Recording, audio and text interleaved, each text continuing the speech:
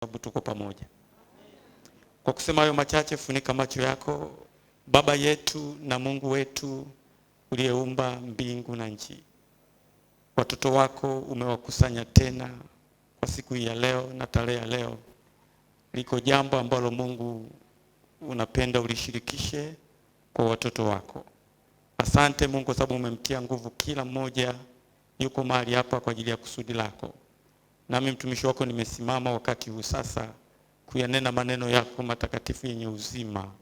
Nitie nguvu, nifunike, ninene yale ambayo Mungu umekusudia, nisipunguze, nisiongeze, kwa kiwango chako Mungu mwenyewe. Katika jina la Yesu naomba na kushukuru. Amen.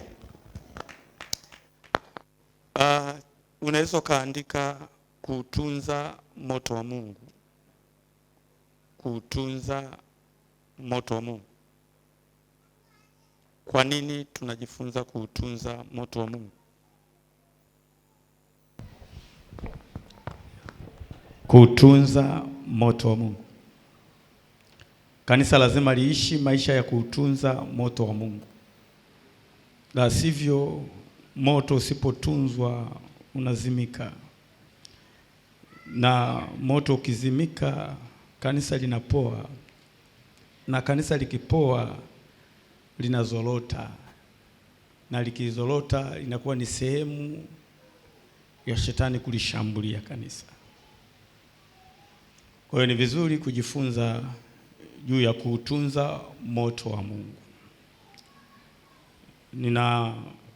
Ninajua una moto wa Mungu pia upo.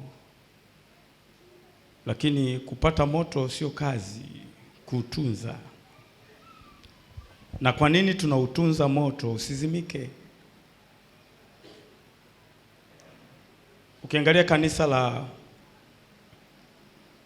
naangalia kitabu cha Ufunuo ile sura ya 3 mstari wa 15 mpaka 16. Biblia inasema wewe sio wa moto wala sio wa baridi, ni uvuguvugu. Ni kanisa ambalo lilikuwa limepoa hili. Kwa nini anasema si la baridi wala si la moto, ni la uvuguvugu? Lilikuwa la moto. Hebu nisomee hapo kwenye kitabu cha Ufunuo.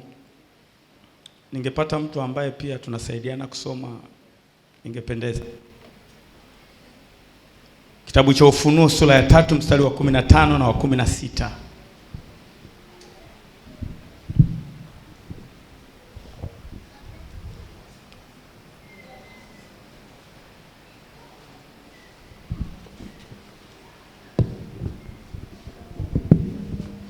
Hebu nisome hapo, anasema najua matendo yako ya kuwa hu baridi wala hu moto. Ingekuwa heri kama ungekuwa baridi au moto. Basi kwa sababu una uvuguvugu wala hu baridi wala hu moto, nitakutapika utoke katika kinywa changu. Ili ni kanisa ambalo kwa mtizamo wa Kristo aliliona limepoa. Mepoa kabisa. Na kuna madhara pia unapokuwa umepoa kiroho. Sababu ya kupoa ni kwa sababu umeshindwa kuutunza ule moto. Bwana asifiwe, watu wa Mungu. Lakini kwenye Mathayo 24:12 anasema kwa kuongezeka maasi upendo wa wengi utapoa. Upendo wa wengi utapoa. Kwa hiyo pia dhambi ni sehemu pia ya kuzima moto wa Mungu. Na kanisa linapopoa kuna vitu vingi ambavyo vinajitokeza ambavyo sio vya kimungu. Na hivyo vina madhara makubwa. Hata kumfanya Roho Mtakatifu asifanye kazi kwa sababu ya hayo madhara. Lakini linapopoa pia linatoka kwenye asili yake. Bwana asifiwe, watu wa Mungu. Kwa hiyo ni vizuri kuutunza moto wa Mungu. Moto ulionao, moto tulionao ni vizuri tuutunze. Tunautunza ili usizimike. Tunautunzaje? Ni lazima tuwe ni watu wa kuuchochea moto huu mara kwa mara. Hata Paulo anamwambia Timotheo, usiache kuchochea ile kalama iliyoko ndani yako. Kama ni utumishi, endelea kutumika. Kwa kadri unavyotumika mara kwa mara, ule moto hauzimiki. Kwa kadri unavyoomba mara kwa mara, ule moto hauzimiki. Na kwa kadri unavyowaka, kuna vitu vinatengenezeka siku hadi siku. Kuna vitu vingine ambavyo haviwezi kutokea kwa haraka, ni mpaka ule moto kwa kadri unavyowaka ndani yako unavitengeneza vitokee. Siku moja nishawaambia nikasema hivi, kuku wana kawaida moja, wale wafugaji wale.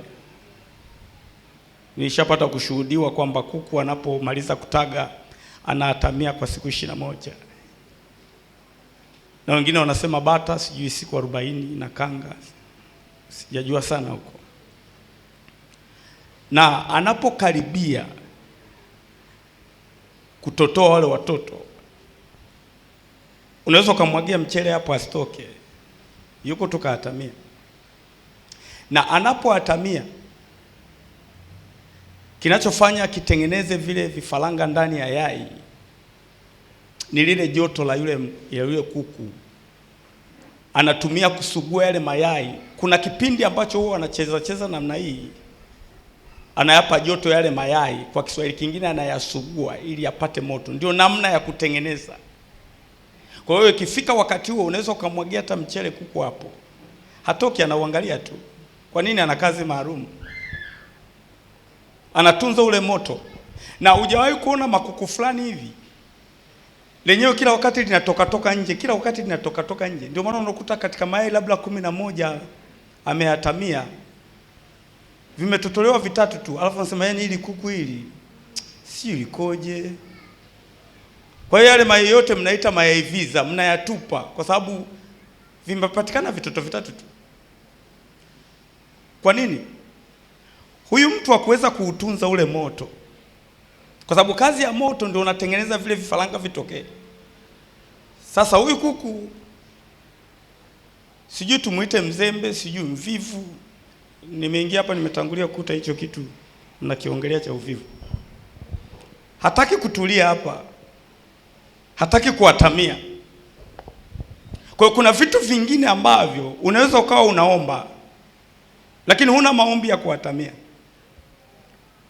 Kwa hiyo unakuwa ni mtu wa kufanya kitu kwa muda, bado unaachia. Ukishaachia kinapoa. Sefuria ya ugali ili ichemke inachochewa.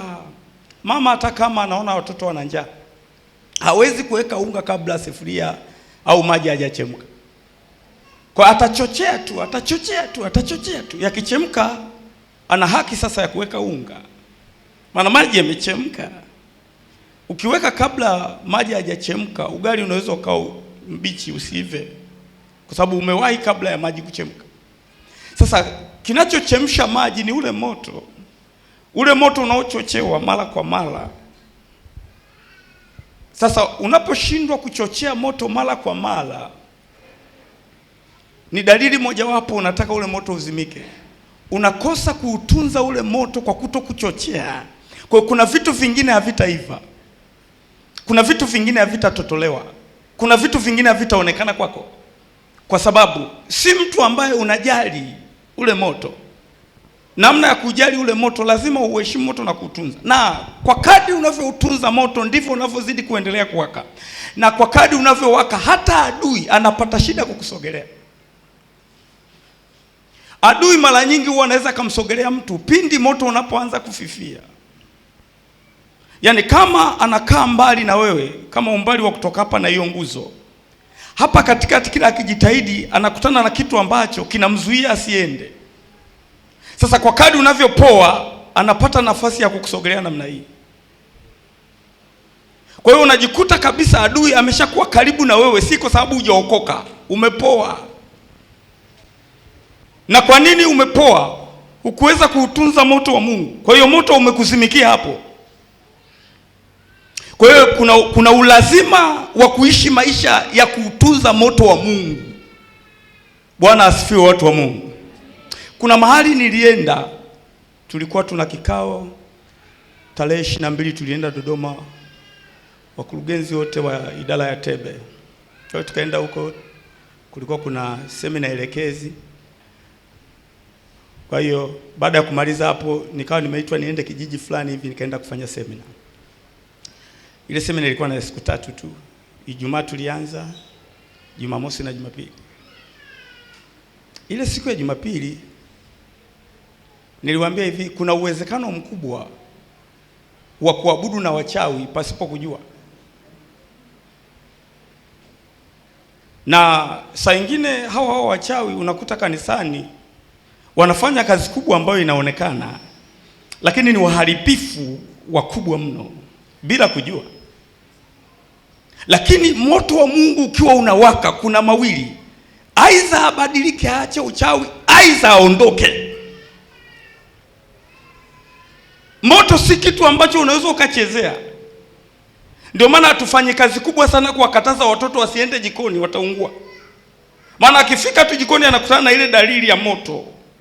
Kwani yeye hapendi kuishi? Hujawahi kuona mtoto unampelekea koroboi namna hii, kama kaungua mara ya kwanza harudi tena kushika hivi? Ukimpelekea analia, anafanya hivi. Moto huwezi ukaukumbatia. Hakuna mpishi yote anayopika jikoni anasinzia. Wafuatilie wapishi wote kama wanasinzia. Kwa nini asinzie? Moto ukupe nafasi wewe usinzie.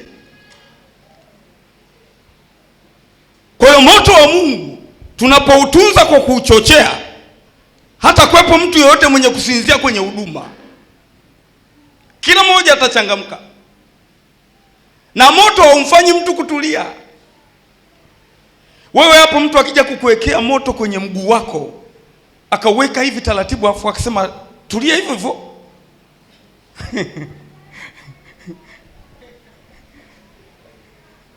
kwa hiyo moto hauwezi kukufanya utulie. Na moto ni asili ya Mungu mwenyewe. Kwa hiyo tunaposema tunautunza moto wa Mungu, tunatunza asili ya Mungu mwenyewe. Nyakati tulizo nazo ni nyakati ambazo watu wengi wamepoa. Sio hapa, mimi nazungumzia hata kule ambapo nilienda. Na baada ya kufundisha nikashangaa mchungaji akakazia, kwa sababu mimi sikutaka nizungumze mengi kwenye ugeni. Mchungaji baada ya lile somo akasema, sikilizeni, kama kuna mtu mchawi, maana mchungaji kazungumza habari za wachawi hapa. Kama kuna mtu mchawi analoga hii kazi, atoke mbele tumuombe. Na hili neno nazungumza la mwisho, siwezi kurudia tena kulisema. Yule mchungaji mwenyeji anaongea. Ukiacha unaweza ukafa siku ambazo ukutegemea ufe. Ase ni mara ya kwanza kabisa kwenye kuanzia nianze kutumika, ni mara ya kwanza namuona baba mmoja anajitokeza mrefu namna hii. Nikasema naota au ya maono? Huyu anakuja kufanya nini huyu? Akaja mpaka hapo. Nikamwambia mchungaji, wewe ndio mchungaji, wewe ndio unamchunga huyu, muombe mwenyewe.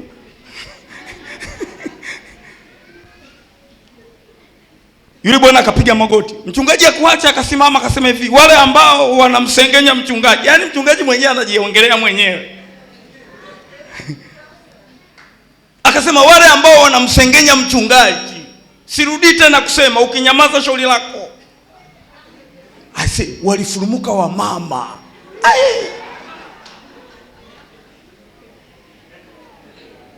Wakapanga foleni hivi.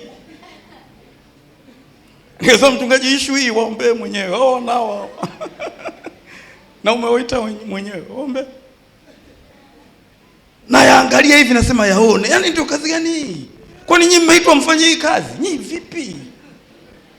Lakini nikawashukuru nikasema hawa watu ndani yao wana uzima. Kitendo cha kuja huku mbele.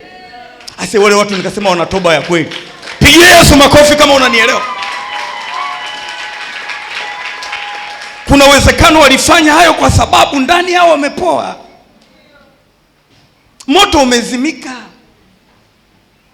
Kwa lazima shetani akupe kazi. Kwa umepewa kazi ya kumsengenya mchungaji tu.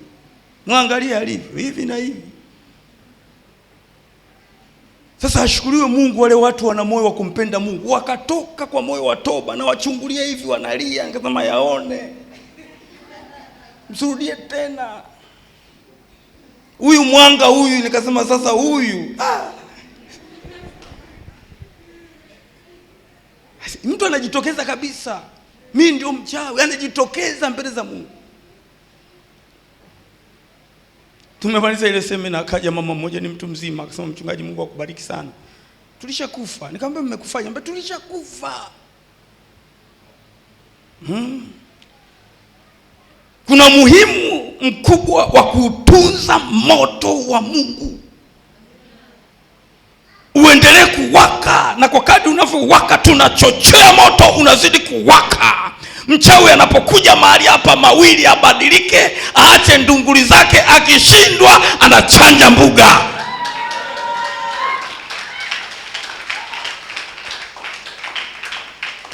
Hivi anaweza ikawanga hata miaka 10, lakini sio hapa. Hapa hawangi mchawi hapa. Mna mchungaji mzuri, anazingatia viwango vya kiroho. Nafuatiliaga hata ibada zake. Kati ya vitu ambavyo anatilia mkazo, maombi. Sasa kama utaondoka hapa, basi wewe nao na matatizo yako 2.5. Sasa uende wapi? Labda wewe umerogwa katika ulimwengu wa roho. Lakini kama mzima na akili zako timamu, unaondokaje eti? Kutunza moto wa Mungu. Kwa kanisa lilipoa kwa sababu moto ulizimika. Likawa la uvuguvugu, sio la baridi, si la moto, la uvuguvugu. Ushawahi kunywa chai ya uvuguvugu wewe? Ushawahi kunywa supu ya uvuguvugu wewe? Unairudisha kabisa. Kwa nini ya uvuguvugu? Angalia unavyokunywa chai ya moto. Namna ya kuinywa ni namna kama ya kubembelezana. Fanya haraka sasa uone. Kwa hiyo nakwambia hapa tunaenda kwa adabu, unielewe. Na unasema nimekuelewa chai, tunaenda kwa adabu. Taratibu, taratibu. Kwa nini? Ina moto. Kwa unakunywa huku unaipuliza, kwa mpaka unamaliza chai na kijasho chembamba kinatiririka namna hii. Huyu mtu ametoka kunywa chai, joto anaanza kuliona. Kwa nini? Moto umeingia ndani yake. Kwa kadri Roho Mtakatifu anapoingia ndani yetu, tunaanza kulihisi joto. Haleluya, haleluya. Asili ya Mungu ni moto. Kumbukumbu la Torati 4:24. Kumbukumbu la Torati. Kumbukumbu la Torati 4:24. Mlango wa 4. 4:24. Kumbukumbu la Torati 4:24. Tasoma kama ilivyoandikwa. Mstari wa 24.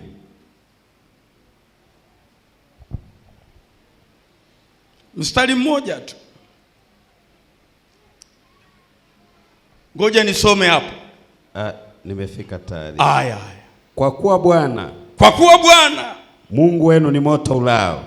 Kwa kuwa Bwana Mungu wenu ni moto ulao.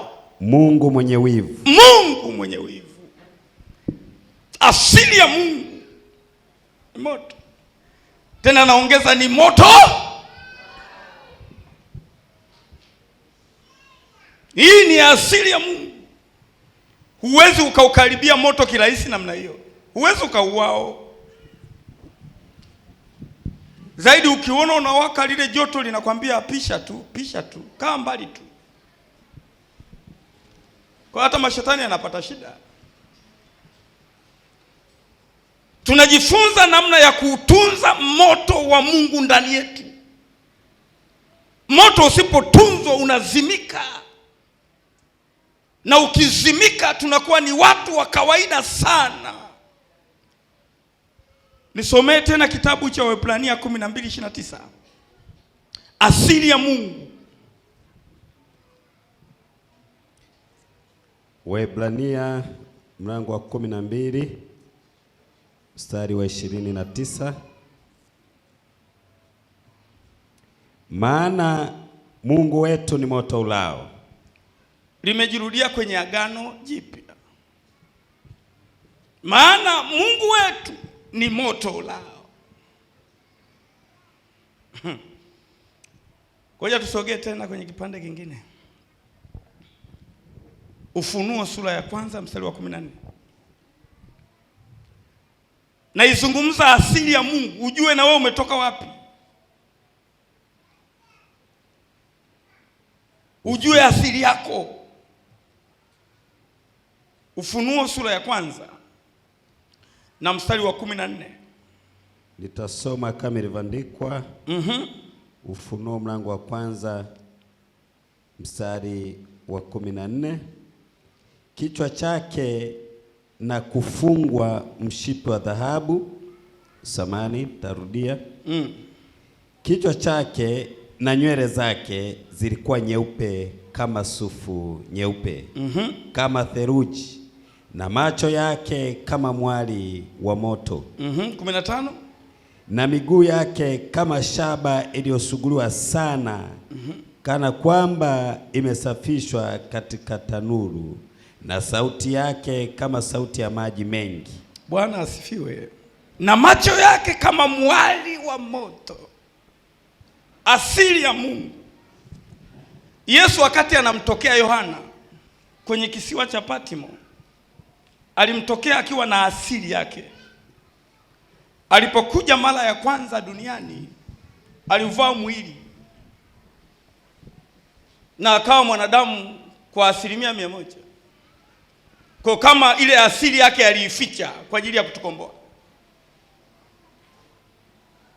Mahali pengine anasema akawa mnyenyekevu na mtii mpaka mauti. Mauti ya msalaba. Kwa alivyokuja, alikuja kwa namna ya kuokoa. Aliuficha ule uasili wake. Lakini baada ya kufa amefufuka, anamtokea Yohana akiwa ana asili yake.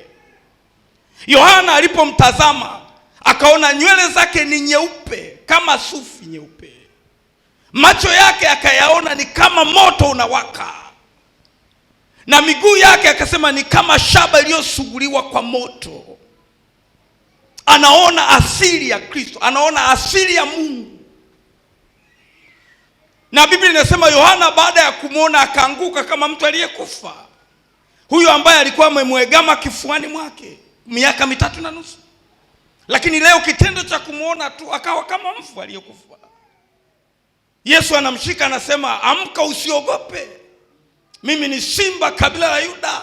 Nilikuwa nimeshinda na nimeshinda. Ninazo funguo za mauti na kuzimu. Nimebeba asili yangu mwenyewe wala sio fotokopi. Nimekuja kama mwenyewe, mwenye asili ya kama mwenyewe. Pigie Bwana makofi.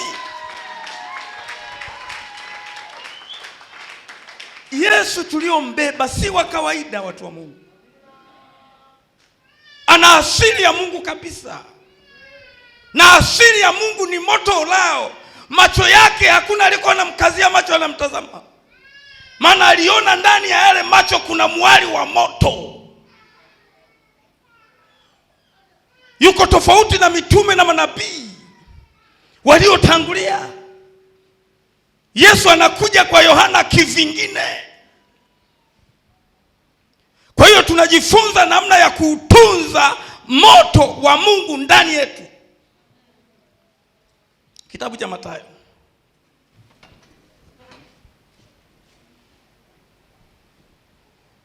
Kitabu cha Mathayo sura ya 3. Na mstari ule wa 11 mpaka wa 12. Ngoja nisome. Kweli mimi nawabatiza kwa maji kwa ajili ya toba. Huyu ni Yohana anasema haya maneno. Bali yeye ajaye nyuma yangu ana nguvu kuliko mimi, wala sistahili hata kuvichukua viatu vyake. Yeye atawabatiza kwa Roho Mtakatifu na kwa moto. 12. Ambaye pepeto lake li mikononi mwake, naye atausafisha sana uwanda wake na kukusanya ngano yake ghalani, bali makapi atayateketeza kwa moto usiozimika. Bali makapi atayateketeza kwa moto usiozimika. Yohana anatamka maneno ya kutangaza kwamba mimi nabatiza kwa maji kwenye huu mto. Ajaye nyuma yangu ana nguvu kuliko mimi, sistahili hata kulegeza gidamu ya viatu vyake. Yeye atawabatiza kwa Roho na kwa moto, na pepeto lake litakuwa mikononi mwake, maana atausafisha uwanda wake na kuyateketeza makapi kwa moto usiozimika. Makapi yatateketea kwa sababu huu moto hauzimiki. Lakini kama utazimika, yale makapi hayatateketea.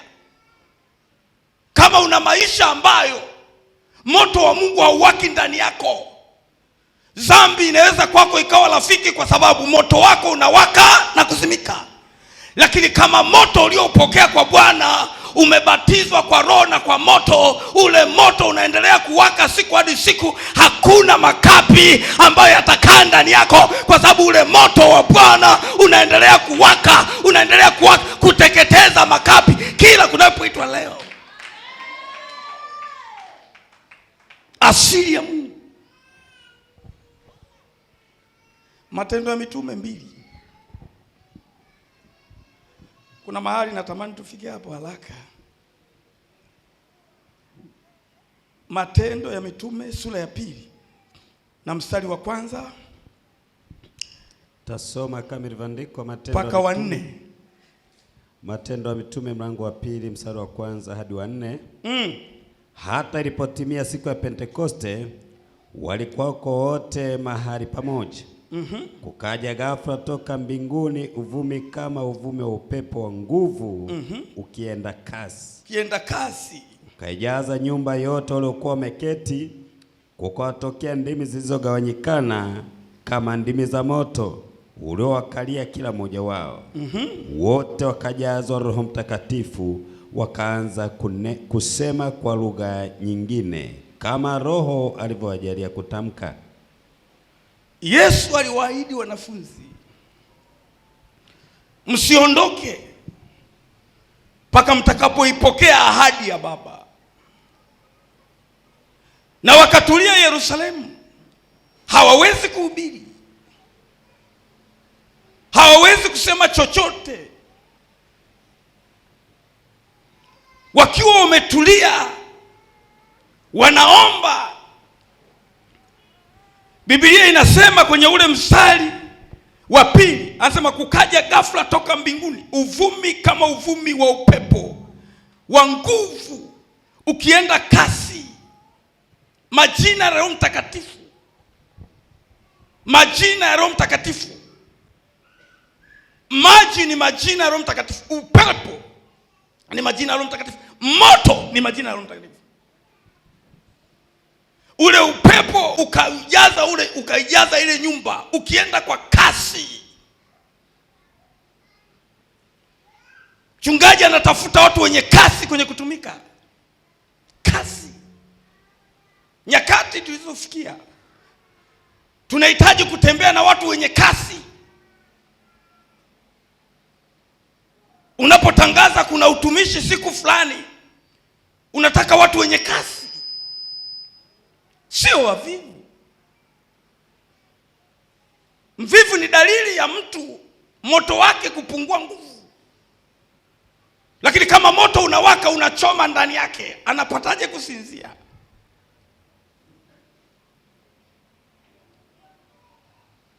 Ukiona hata kwenye ibada haukufanya maombi usiku kucha kuiombea ibada, wala ukutoka kwenye lindo, alafu upo kwenye ibada, mchungaji wako anahubiri, alafu unasinzia,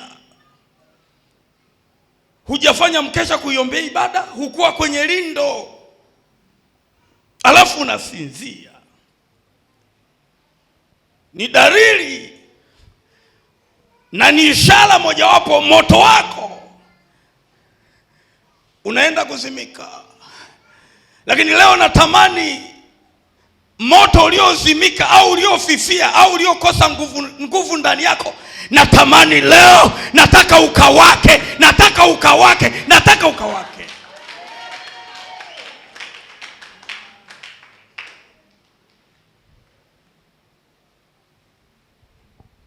Zikawatokea ndimi zilizogawanyika kama ndimi za moto, zikawakalia. Na baada ya kukaliwa, ishara ya kwanza, Biblia inasema wakanena kwa lugha wote. Yaani kila mmoja akimwangalia mwenzie hapa kichwani, anaona kuna moto uko hapa. Anamshangaa mwenzie, unatushangaa nini wakati hata mimi nakushangaa? Mimi nakushangaa una moto hapa. Anasema na mimi nakushangaa una moto hapa. Kwa hiyo wote wakaanza kunena kwa lugha, maana walijazwa. Kile Yohana alichosema, mimi nawabatiza kwa maji, ajaye nyuma yangu ana nguvu kuliko mimi, yeye atawabatiza kwa Roho na kwa moto. Wewe hapo ulipo umebatizwa kwa Roho na kwa moto. Na kama hujabatizwa kwa moto, leo hii unaenda kubatizwa kwa moto. Hatua ya kwanza, umebatizwa kwa maji mengi, umezamishwa. Hatua inayofuata, lazima ubatizwe kwa Roho Mtakatifu na kwa moto hapo, ili kionekane kiumbe kipya. Mtu aliyokoka ni kiumbe cha ajabu sana. Yaani unaweza kumbania huko anapitia juu, kimbania huko anapitia hapa. Ni kiumbe ambacho hakishikiki. Kwa nini? Ndimi za moto ziko juu ya huyu mtu, anaendeshwa kimotomoto. Dalili zingine za kupoa,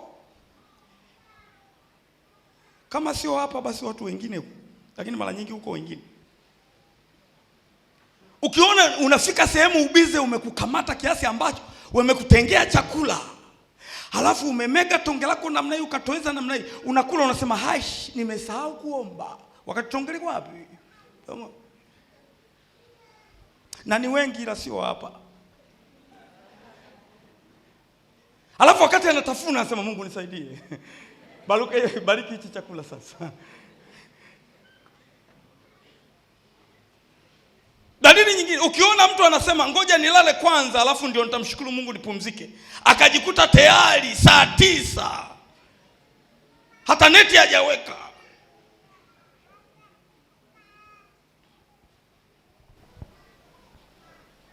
Ni dalili. Na kuna hatari kubwa. Mtu akipoa, hujawahi kuona baada ya kumkemea shetani anasema toka Yesu, toka Yesu, toka Yesu, toka. Baadaye anashtuka mbele, toka shetani. Ni dalili. Unapoona una hali hiyo, chochea moto usizimike kabisa huo. Unapoona unafika wakati unasahau kwamba leo ni ibada ya Jumatano, unasahau, ni dalili. Unafika mkesha unasahau, ni dalili. Ukiona hata kutoa zaka tu, yeye unaona kama jaribu kubwa kweli, bado moto haujateketeza hayo makapi ya ubahili hayo bado. Na kama unawaka basi unawaka unazimika. Maana moto wenye kuteketeza na kuharibu kila kitu ni ule ambao hauzimiki. Kuna vitu ambavyo ulikuwa uvifanyi, moto ukianza kuwaka wanakushangata wenzako, unakuwa mwepesi kila eneo, si kwenye kuwahi ibada. Mchungaji anaposema mtu anisomea andiko fulani zamani,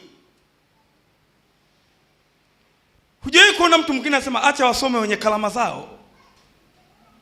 Nani mwenye kalama ya kusoma Biblia tu? Yaani nimekwambia usome mstari fulani unasema wapo wenye kalama zao.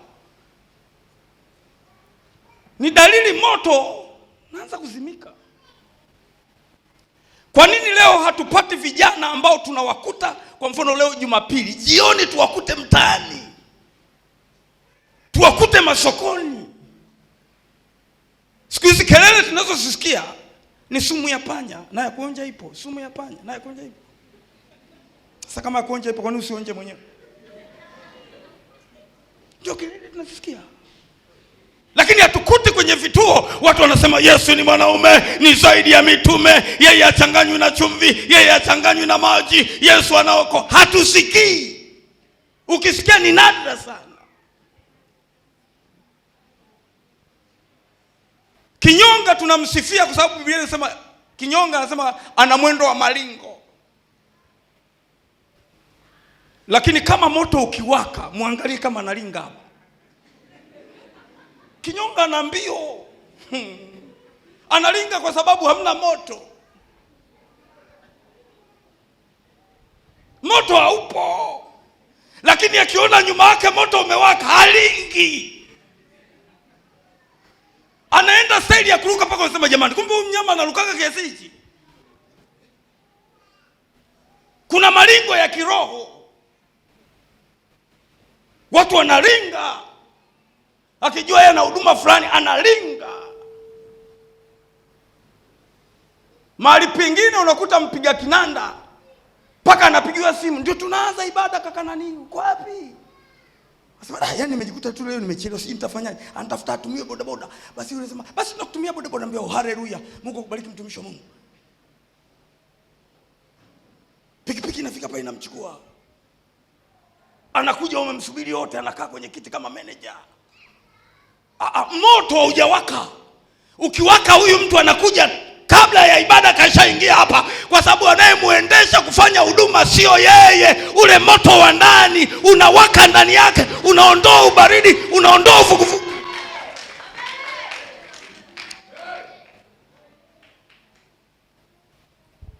Ulishawahi kuona nyumba ya nyasi imeungua alafu inapanya wanapotoka ndani?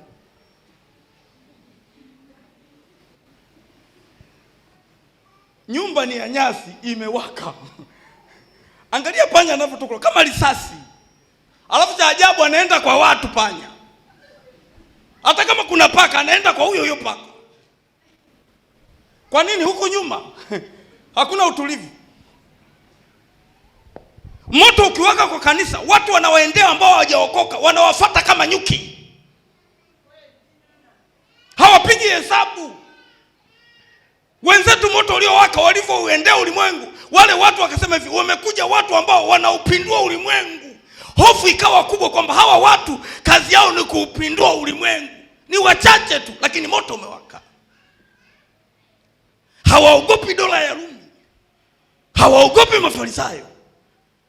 Petro ambaye wanasema alikuwa hana elimu, lakini wakatambua huyu Petro ana Yesu aliyekufa akafufuka, ndani yake amembeba Yesu Kristo. Haliogopi moto. Moto unakufanya umshuhudie mtu yoyote, maana ndani yako umebeba asili ya Mungu. Asili ya Mungu haiwezi kumuogopa mwanadamu yoyote, awe ana uwezo awe hana uwezo.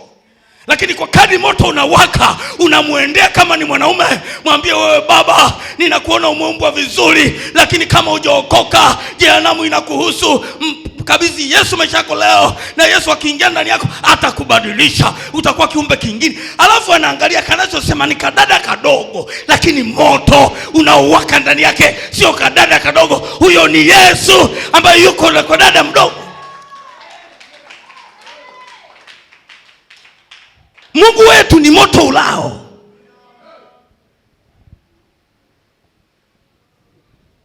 Kanisa haliwezi kukashindwa na wachawi, maana asili ya kanisa ni Kristo mwenyewe, na Kristo ni moto ulao. Wachawi wanafanya kazi kubwa kweli kama moto unawaka. Yaani mwamba amelala hapo, ametulia hapo, kila ukijitahidi wakienda unakuta moto tu unawaka kwenye ile nyumba. Unajua kuona sengeo sema nao walikuwa nao wamekuwa wachawi wanadanganya. Kuta hivyo unashangaa, huu moto unatoka wapi? Alafu unazunguka ule nyumba alafu mwamba umekoroma tu.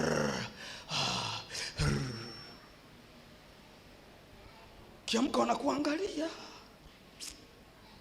Sema haya yenye dini hii hata hayaelewekani. Ukiona unaeleweka, bado hajamuona Yesu wako. Ndio maana unaeleweka. Kipindi ambacho imani hii inaanza, walikuwa hawashiki majina. Walikuwa wanashika tu mlokole. Maeneo haya mlokole anakaa wapi? Ambia, mlokole yuko pale. Anafahamika kwa hilo. Kwa nini? Moto umewaka. Hem, tuangalie kitabu cha Methali 26:20. Natamani moto uwake. Ninajua moto unawaka, nataka uongezeke. Mathayo Methali 26:20. Tasoma kama ilivyoandikwa Methali mlango wa 26 mstari wa 20. Moto hufa kwa kukosa kuni, na bila mchongezi fitina hukoma. Moto hufa kwa kukosa kuni. Kazi ya kuni ni kuwasha ule moto, na kama umewaka uchochee hizo kuni. Kuna vitu ambavyo kwa kadri unavyochochea na moto unavyozidi kuongezeka, kuna vitu ambavyo vinaondoka kwako visivyostahili, na kuna vitu ambavyo vinavyostahili vinakuja kwako. Shetani anaingia kwa mtu kwa sababu ndani yake, kama Biblia inavyosema, nyumba imefagiliwa. Ufagiaji wa shetani tofauti na ufagiaji wa Mungu.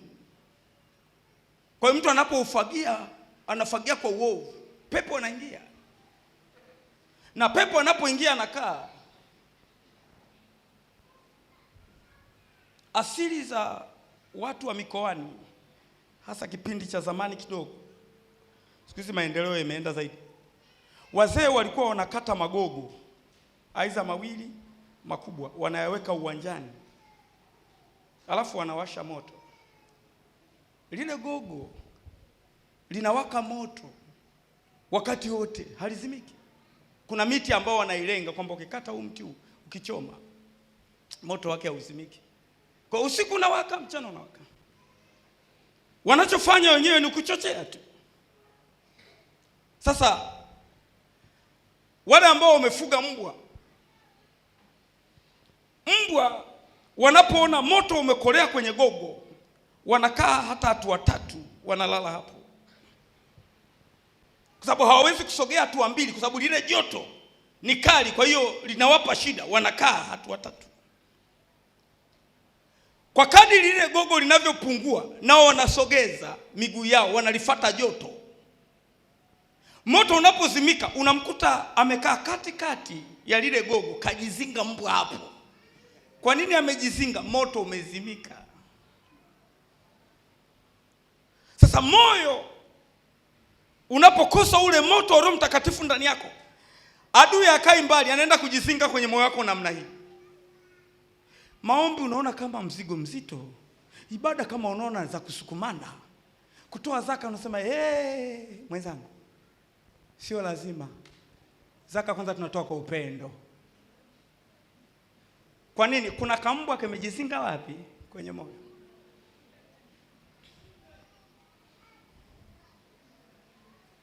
Dalili ya moto ni dalili ya uhai, ni dalili ya uzima. Ni mzee mmoja, umri wake umeenda sana, alikuwa ni mtu wa Mbeya, sasa hivi alishafariki. Akasema hivi, kule Mbeya tuna utaratibu, mtu anapokufa wazee ndio wenye kwenda kuhakiki, na baada ya kuhakiki ndiye anatoa lile tamko rasmi kwa jamii, kwa ndugu. Wale wazee ndio wanatoa tamko, na tamko wanaolitoa wakishatoka ndani, wakishakuja huku nje, Watu wanawaangalia hivyo usoni, huku wanatia huruma, alafu wanasema poleni sana, tayari.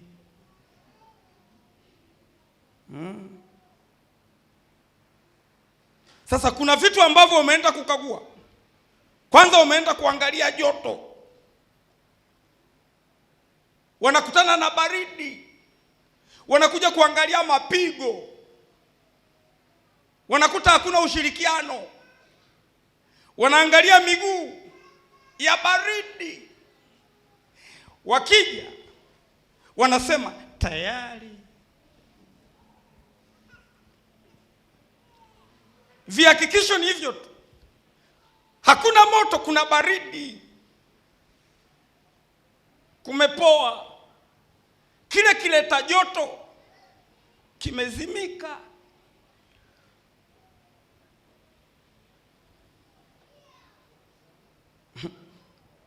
Embo hapo ulipo umekaa namna hii, muulize mwenzako, hivi unamuelewa mchungaji?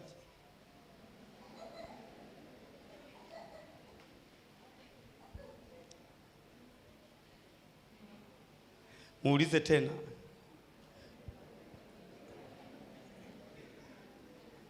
alafu nisikilize tena. Muulize neno hili, we bado au tayari?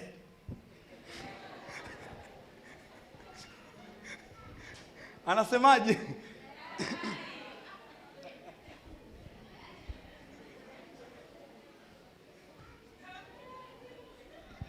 Na watu hawajanielewa hapa. Nimesema hivi, muulize mwenzako, umwambie hivi, wewe bado au tayari? Alafu kasemaje? Bado pigie Yesu makofi.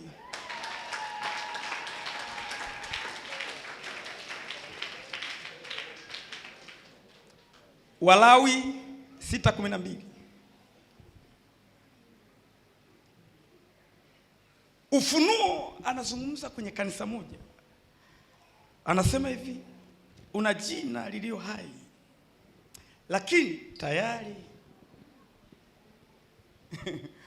Tasoma kama ilivyoandikwa Mambo ya Walawi mlango wa 6 mstari wa 12. Na huo moto ulio madhabahuni atautunza uwake daima, juu yake usizimike. Naye kuhani atateketeza kuni katika moto juu yake. Endelea mwisho. Huo kila siku asubuhi, naye atapanga sadaka ya kuteketezwa juu yake, naye atateketeza mafuta ya sadaka za amani juu yake.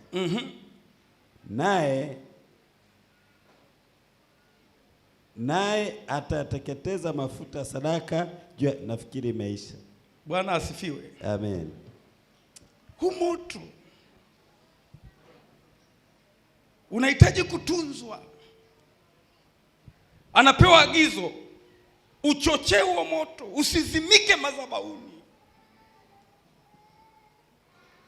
Kwa hiyo kuhani alikuwa mwangalifu sana kutunza moto wa Mungu ili usizimike.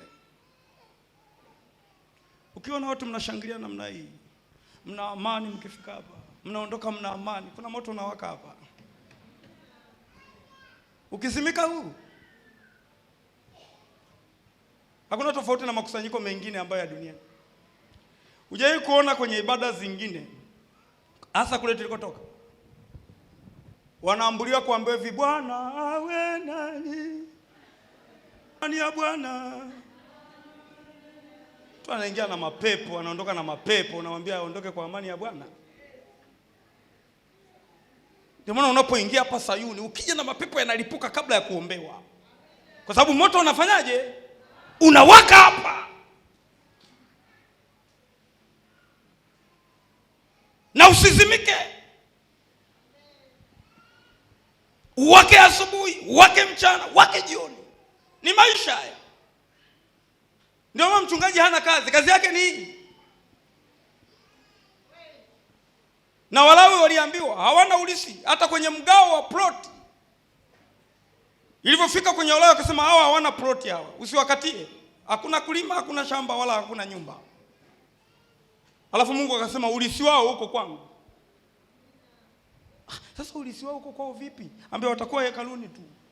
Watakao tunza moto, watakao chinja mang'ombe kuyapeleka sadaka kwenye sadaka za kuteketeza. Itakuwa kazi yao.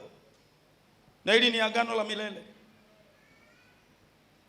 Kwa ndio maana ukuta mchungaji alikuwa ni fundi, mchungaji alikuwa kaajiriwa, wengine wanaacha kazi. Kwa nini? Wanatunza ule moto usizimike. Uwake daima. Na kwa kadri moto unavyowaka, kuna magonjwa ambayo mtu anaingia nayo baada ya siku kadhaa hayapo.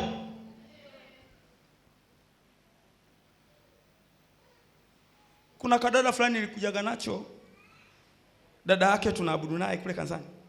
Sasa kalikuwa kanakaa huko. Ni vitoto vya mama mdogo kwa majina ambavyo tumevibatiza kama kuwapa heshima. Lakini kikweli hatuna undugu. Basi tu nikutiana moyo katika Bwana. Kwa tukaja nacho. Nimekashuhudia, niona kanaitetea nani yake, nikakaacha. Siku moja nikamwambia bwana nakupitia twende kanisani kwa sababu mimi naenda kufanya huduma hapo. Akasema basi nitaangalia, sio utaangalia tukutane hapo. Kakaja hapo. Kalivyokuja nikakaacha hapo kakadako hapo na utumishi wa Mungu kakakalishwa hapo, mimi nikaja kukaa huko kama sikajui. Kwenye maombi tu nikaona kemenyoka namna hii, kemekaa namna hii, kemenyoka namna hii, kemekaa namna hiyo. Mimi nakaangalia tu. Umeingia kanisani. Hujaingia kwenye ukumbi wa harusi. Ukiingia tofauti, ukiingia kanisani na ukaingia kwenye ukumbi wa sherehe viko tofauti. Kanisani ni kanisani tu. Alikuwa anamnyonganyoka pale tu akakutana na moto kwenye kiti. Akafanya hivi. Mtumishi wa Mungu akamwai piga mkono hapo. Kafunguliwa hata kabla ya maombezi. Aliporudi naambia unaendeleaje? Yaani nimeshangaa, nimeingia mzito, nikawa mwepesi. Ambia ukawa mwepesi. Nafikiri kazi ya kuwasha moto hapa mchezo. Watu wanafunga na kuomba afu unaniambia wewe nimekuwa mwepesi. Katoe sadaka ya shukrani usinichanganye huko. Moto unapokuepo vitu vyote ni rahisi tu. Na sio kanisani tu, hata nyumbani kwako. Mimi nilikuwa namwambia siku moja nimwambie hivi, mimi nimeanza kuombea washirika. Nimeanza kuombea watu ambao hawajaokoka wana matatizo umeletea. Nina miezi 2 tu kwenye wokovu. Nakumbuka tukio la kwanza mama mmoja kaniletea mtoto wake. Ana miezi 9, hataki kunyonya. Amekonda kama kidole. Akasema nimepeleka kwa waganga nimechemka. Nimemleta kwako. Mimi nina miezi 2. Na wokovu ambao sisi tumelelewa ni kama paredi. Tuna wiki 3 tu mchungaji katangaza maombi ya masaa 24 mlimani. Tumeenda mlimani kabisa, sio kanisani, mlimani. Paka nawaza mchungaji, hii inakuwa yombe, twendeni mtaweza tu wanangu, twendeni. Sijawahi mbona utawahi sasa. Yaani tunaomba kule mlimani na kuomba kwenye sijui sasa naombaje. Baridi inapiga mlimani. Tunateremka miguu yote, unajua mlima ni heri upandishe kuliko kuteremka. Miguu kama inatangulia mbele. Mchungaji sema, "Jipeni moyo, taratibu, taratibu. Mteremke taratibu." Tumemaliza maombi, miguu inatetemeka. Taratibu wanangu, taratibu. Mpite kanisani hapo mkanywe uji, taratibu, taratibu. Hoi. Sasa tulikuwa na mdogo wangu mmoja hivi anaitwa Elisha. Sikio mama kamkuta Elisha. Amelegea, tumetangaziwa hayo malongo kabla hatujapanda huko. Amelegea. Na mama hajaokoka kipindi hicho. Alipopita namna hii, akamwangalia Elisha. Alafu kanigeukia na mimi kanifuata. Utaniulia mwanangu, nakwambia sio mimi, ni mchungaji katangaza.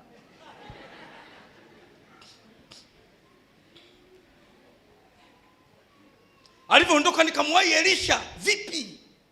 Namwangalia hivi nisije nikasikia tayari. Nasikia naambia, Niko vizuri kaka. Sasa mbona umelogea paka mama anashtuka namna hiyo? Kwa tumelelewa hivyo. Yaani kule sisi waliotukuza mchungaji, Roho Mtakatifu, lakini na wanga wachawi wametukuza. Siku moja nimelala kwenye nyumba za tembe, wale ambao wanazijua. Maana ukizima taa haisi kama jehanamu, yani nyumba za tembe zile ni fupi hivi, unaweza kusema wao wanaingiaje, kumbe ndani zimechimbika kama maandaki. Na ukianza kutembea lile giza, inabidi ufanye hivi mikono kama unajifunza kung fu. Maana utakutana na nguzo inaweza kukupiga usongo, unafanya hivi. Ukigonga unajua hapa nguzo ipo, unakwepa namna hiyo. Sasa nimetulia. Nimeshamshukuru Mungu. Nimeshakamata katika ulimwengu wa roho zote za kipepo hivi na hivi. Na kipindi hicho mnafundishwa maombi, lakini wewe unalo kazania ni kupiga nguvu za giza tu. Mengine uombi sana, yani ukifikia tu kwenye nguvu za giza, mpaka moyo unataka kutoka. Sasa nimekaa na tafakari hivi, nikaona kuna dalili ya vita, nikaanza kukemea kwa jina la Yesu. Nikashangaa, yani hapo juu hapo kukatoboka kama kiasi hichi. Afu ulikuwa mwezi, sasa mwezi unapiga ndani, afu nashangaa baada ya mguu unatoka aliyokanyaga, nashangaa tena anatoa mguu namna, na uona mguu unatoka unaenda juu tena, kasema ai, kuna kulala hapo. Ni achieni nyie.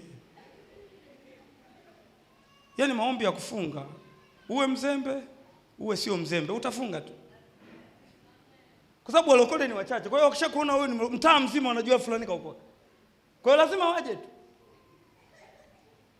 Likapita ile siku moja nimelala, sasa shamshukuru Mungu nimelala. Dakika sio nyingi, bado hata sijafumba macho, naona kuna mkono mtu anaangalia, anashika mashavu, anafanya hivi. Nikasema niko peke yangu, huyu anayenishika mashavu na giza hili ni nani? Sasa nikasema ngoja nisiwe muoga, nitulie kwanza. Mtu anakushika hivi, anaita hivi, ni nani? Niko peke yangu.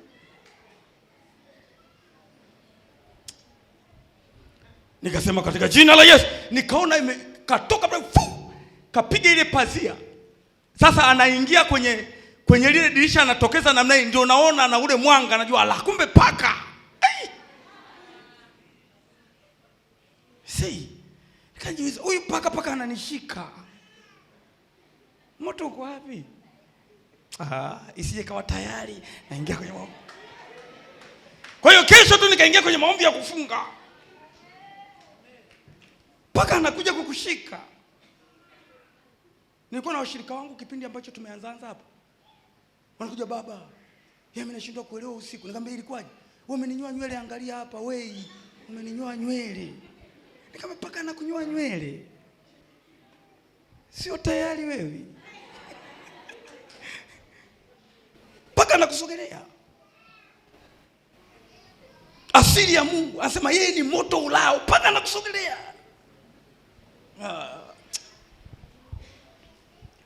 Moto usizimike. Chochea moto. Kama ni huduma yako Mungu kakupa, usiifanye kama kinyonga, chochea. Kuna uwezekano unaishi kwa sababu ya hiyo huduma, kuna baraka zinakuja kwa sababu ya hiyo huduma, wewe hujajua. Fanya kazi kama mwajiriwa wa Bwana, usifanye kazi kama mtu anajitolea. Kazi ya Mungu tunajitolea. Tunafanya kama watumwa. Tunafanya kama watumishi wa Bwana, sio tunajitolea. Kujitolea kuna namna hii, una hiari ya kufanya au kufanya. Ndio maana ya kujitolea.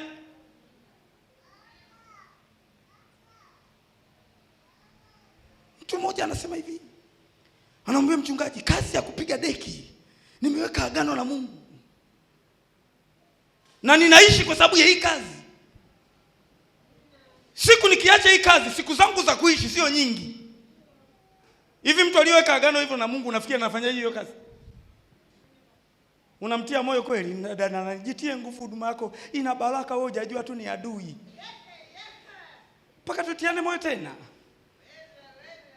Moto ukiwaka ndani yako, hata kama kuna upinzani ambao unakutana nao, lakini ule moto unavyowaka, masikio yamezibwa ya kusema vibaya, unachoangalia kazi ya Bwana isonge mbele, kazi ya Bwana ifanikiwe, kazi ya Bwana.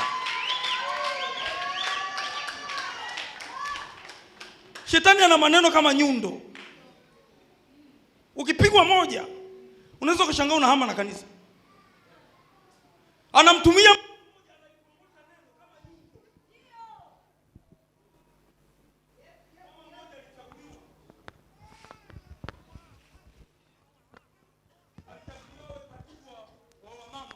kanisani.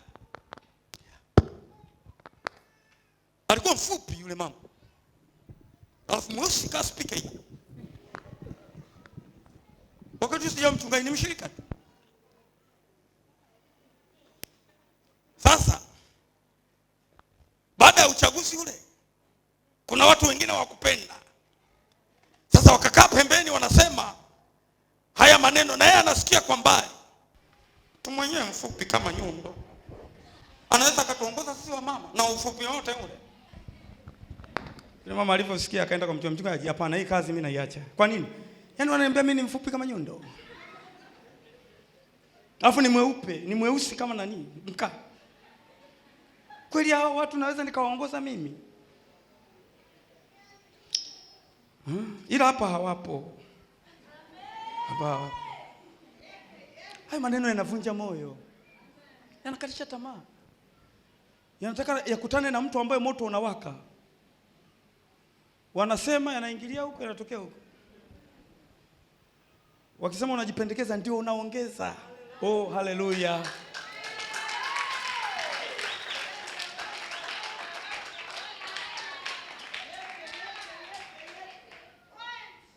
Anasema moto wa Mungu hauzimwi kwa maji. Upendo wa Mungu unaowaka kama moto hauzimwi kwa maji. Wimbo bora unazungumza hivyo. Mwako wake ni mwako kama hela. Maji mengi hayawezi kuuzimisha upendo wa Mungu. Unajua upendo wa Mungu tofauti na upendo wa mwanadamu.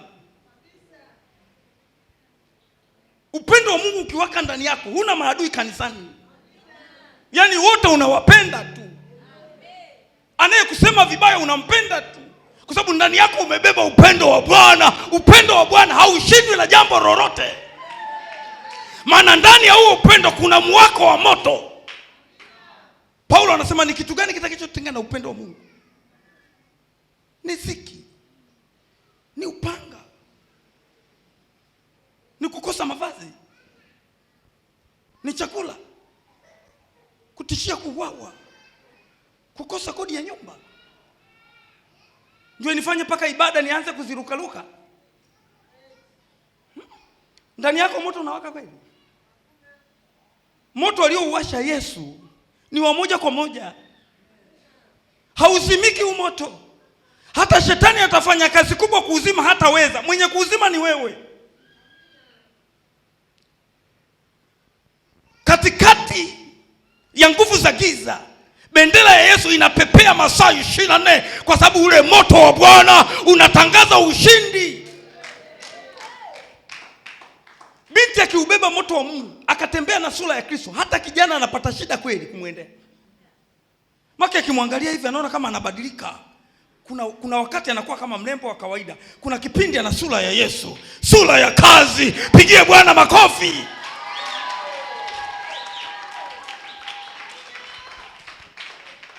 Afu anamwambia, mbona hatukuelewi? Mbona hatukuelewi? Ambia, hamwezi mkanielewa. Aliye ndani yangu si wa mchezo. Dada mmoja alikuwa kaokoka, na alikuwa ni mkulima, ana shamba lake. Kila alfajiri alikuwa anaenda kulima. Ni dada anampenda Mungu, anamtumikia Mungu, lakini anafanya kazi kwa bidii.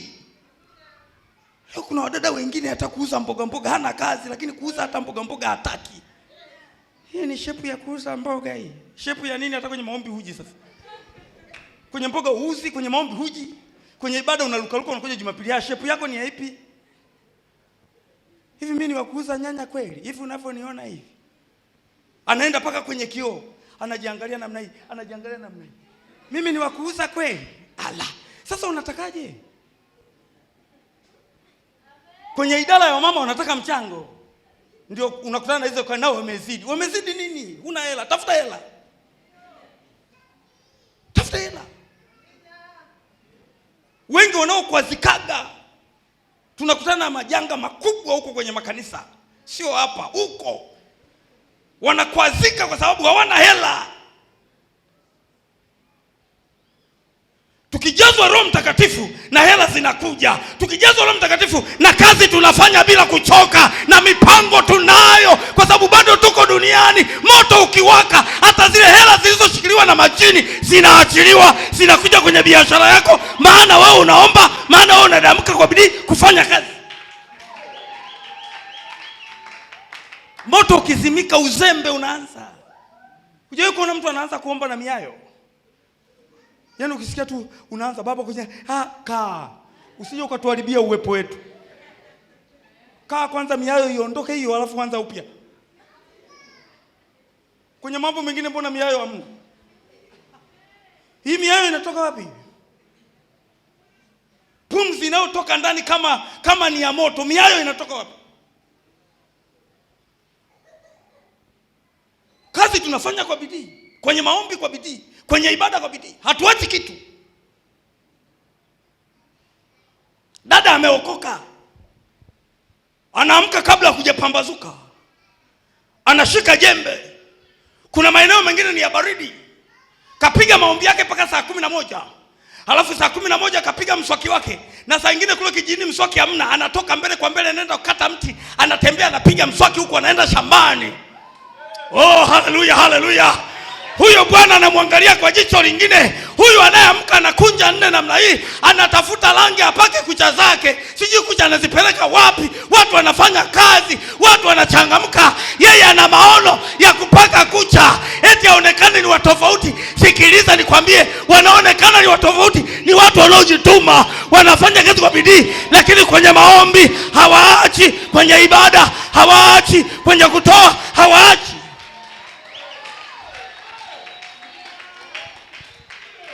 Moto lazima uwake hapa. Hatutaki maono ya uvuguvugu hapa. Tuna mipango mikubwa lazima itimie. Lakini itatimieje? Lazima moto uwake. Unapowaka moto kuna vitu vinachemka. Vitu vinavyochemka, kuna vitu vinawiva hapa. Vinapowiva tunaviona vimewiva, halafu tunavichukua, maana Bwana ameviipisha kwa moto wake. Dada akaondoka alfajiri, anaimba pambio lake, niita mwimbi ya Bwana, kwa kuwa yeye ameniona, ameniona. Siku hizi hamna, watu hawaimbi wakiwa nyumbani, hawaimbi, wanaimba wakiwa hapa. Sikiliza nikwambie, wakati unapika ugali wako namna hii, sema Yesu ni mwanaume wa wanaume, hakuna mwamba kama yeye. Majirani wajue kuna mtu ana moto hapa, kuna mtu hajanyamaza hapa, kuna mtu hajapoa hapa. Hakuna sababu ya kumficha Yesu mfukoni. Moto ukiwaka tunamnyanyua namna hii. Kwenye nyumba za kupanga tunamsifu Yesu. Wakikunyanyua mwambia ninajenga, ni mapito ya muda tu, lakini iko nyumba yangu inakuja. Nikikosa nyumba yangu, kuna jiji la Yerusalemu. Hilo ni jiji lenye miraba. Haleluya! Hilo tunalitazamia, tuingie paradiso, kwenye nyumba kubwa ya furaha. Hilo ndio jiji la matazamio.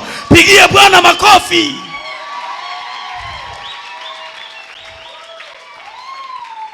Mwenye moto wa Mungu. Angalia pambio za kwanza tulivyo naimba. Twende yu Sayuni, twende yu Sayuni, twende yu Sayuni, mji wake Bwana. Tutaimba haleluya, haimba hale. Unafanya mchezo wewe. Wanaiona Yerusalemu imekaa namna hii. Macho yao yako Yerusalemu. Wanaiona mbingu mpya kama Yohana alivyoiona. Kwa hiyo hawako kinyonge, kwa sababu wanajua kabisa hapa duniani tunapopita yako tutayakamata, hata kama mengine tutayakosa, lakini lile jiji la Yerusalemu ni jiji ambalo wakina Petro wametutangulia, wakina Yakobo wametutangulia, wakina Kurora, wakina Mwanjala wapo huko. Pigie Bwana makofi. Lazima tuamshe moto. Lazima moto wake kwa mtu binafsi. Lazima wake. Dada akaondoka. Sasa katikati ya ule msitu, huku pembeni mkono wa kulia alikuwa amejenga nyumba kubwa mganga. Ana misukule yake inamsaidia kulima. Na watu wengi wanampelekea kuku hapo. Na yule dada hajui. Ile yanapopita tu, yeye anaimba pambio. Mwambani Yesu, mwambani Yesu, mwambani. Anapita.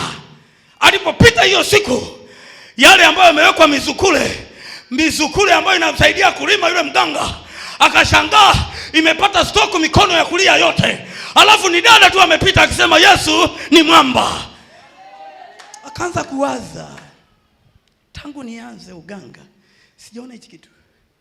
Mtu tu anapita anaimba. Anapita tu. Hali inakuwa mbaya kwa watu wangu. Inakwaje? Akasema ngoja, huyu nitamtegea mitego yangu ya kichawi inayojua. Akatega tena. Dada alivyotoka huko kulima, akapita pale anaimba, na kile anapoimba kuna uchawi wa yule mganga unaharibika. Akirudi tena asubuhi yake unaharibika. Akasema isiwe tabu, kama nimeshindwa vitu vya kiroho ninaenda vitu vya kimwili. Akawaita makamanda. Akamwambia kuna hela ya kutosha hapa. Kaita jamaa 5. 5 njoo. Na hela nawapa hapa. Kwa gharama yoyote nataka mniondolee dada.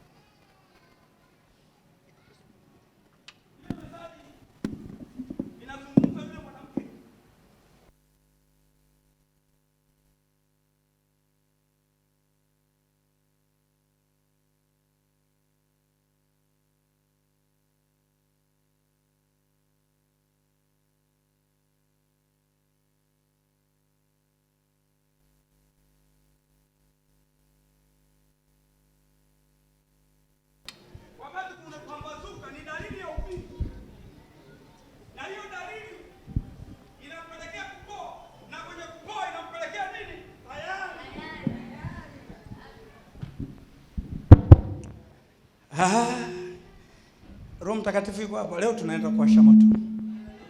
Yaani leo nataka tuwashe moto. Hata shetani ajue kabisa leo moto umewaka hapa. Yaani kuni yako na kuni yangu tukiziweka pamoja, mlipuko unaopatikana hapa, hata vile ambavyo vilizuiliwa namna hii, unashangaa vinaachiliwa.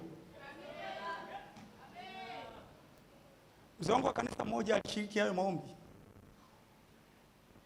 Akaenda, kamaliza, akanipigia simu, baba ndio tunarudi sasa hivi. Akamwambia Mungu atie nguvu. Sasa amelala. Kabla hakujapambazuka, alikuwa sijui anatafuta nini, akamwona nyoka mkubwa amejibanza sehemu ambazo siku zote yupo hamuoni. Akasema rafiki, kumbe ndio uko hapa siku zote. Okay. Akachukua fimbo akampiga, akamua, akapiga simu, baba. Nikasema tena huyu mwanangu vipi? Nikapokea simu. Nimemwona Bwana. Umemwonaje? Umemwonaje mwanangu? Akasema yani haya maombi nimetiwa nguvu ninapofika hapa kwa sababu kuna jambo limetendeka kubwa. Nikaambia ripi, funguka mwanangu. Akasema nimempiga nyoka, ambaye nyoka ni alama ya shetani, alikuwa anaitesa nyumba yangu. Nimeuona ushindi kwenye haya maombi. maombi ya siku 3 ya wamama, nikamwambia usingeenda, huyo nyoka ingeishi na wewe, kwa sababu umeenda, nyoka amekufa, nyoka amekufa. Pigie Bwana makofi.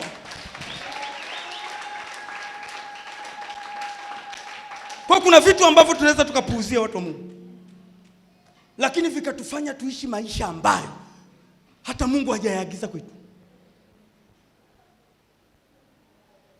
Yule dada akawekewa njama. Mpaka nimalizie hapo. Akawekewa njama. Watu wakajipanga.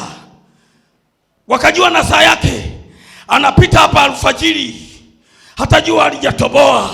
Kwa sababu anaonekana yule binti sio mvivu. Ukiona kiroho sio mvivu, hata kimwili sio mvivu. Ukiona kiroho mvivu, hata kimwili mvivu. Kwa vitu vinaanza rohoni. Dada kama kawaida kabeba jembe. Ainuliwe Mungu wetu leo. Ainuliwe Bwana wa mabwana. Watu wamekaa kwenye msitu, wanapanga, wametulia namna hii. Dada anaimba. Anapopita kwa mganga kama kawaida, vitu vinaharibika kama kawaida. Kuna ndunguli zingine zilikuwa zinapasuka zenyewe. Kuna ilizi zingine zilikuwa zinajikuta zimeungua zenyewe, kwa sababu amepita mtu ambaye amebeba asili ya Yesu. Asili ya Yesu ni moto unaochoma, ni moto unaounguza. Wanaume wamejazia.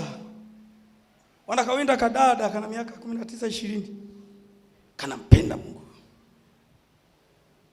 Sasa wakati kanasogelea namna hii, yale madume yanamwagiana. Kila akiangalia namna hii alafu yanaangaliana. Vipi? Ambia hatumuelewi yule dada. Ambia hata mimi sijamuelewa. Kwa nini? Sasa mbele kuna watu wawili. Alafu ubavuni huku mkono wa kushoto. Alafu nyuma yake kuna wawili. Alafu wameshika panga ambazo zinatoa moto zenyewe. Oh, haleluya, haleluya. Tunalindwa na Bwana kwa nguvu za Mungu, kwa imani tuliyoipokea kwa Bwana. Wewe hujaona jinsi unavyolindwa zaidi ya malaika wote. Unalindwa kwa nguvu za Bwana na kwa moto. Dada hana wasiwasi. Panga zimemzingira namna hii. Toa moto wa blue, toa mwekundu, toa. Yaani ni kama fashion fulani hivi. Jemba zimeangalia sema ujipendi wewe, subutu. Kwa hiyo kwa tunafanyaje? Maana tukulupuka hapa atatuona. Tunafanyaje? Ambia tulale kama tumekufa. Wameelekeza pua kwenye udongo. Kimya. Hamna hata kukoa. Anapita sio dada, anapita mwanaume ambaye yuko kwa dada. Haleluya, haleluya. Usijizarau. Bwana hajakufunulia ndani yako yeye ni moto urao. Macho yake yanawaka kama mwali wa moto. Miguu yake imesuguliwa kama shaba iliyosuguliwa kwa moto. Anapokutazama kuna miali ya moto inachoma maadui. Usiogope hata kama kuna vita. Vita si vyako, vita vina mwenyewe. Anapigana mwenyewe. Hawafanani na walinzi wa wachawi. Kwanza watu walio nao hatuwaelewi. Wanapanga ambazo zinatoa moto zenyewe. Unaendaje hapo? Kama unataka kufa hii kazi ifanye, utakufa. Mmoja sasa ndio akaenda kwa yule dada. Akamkuta yuko ametulia hapo, akamsalimia, dada ujambo? Sijambo.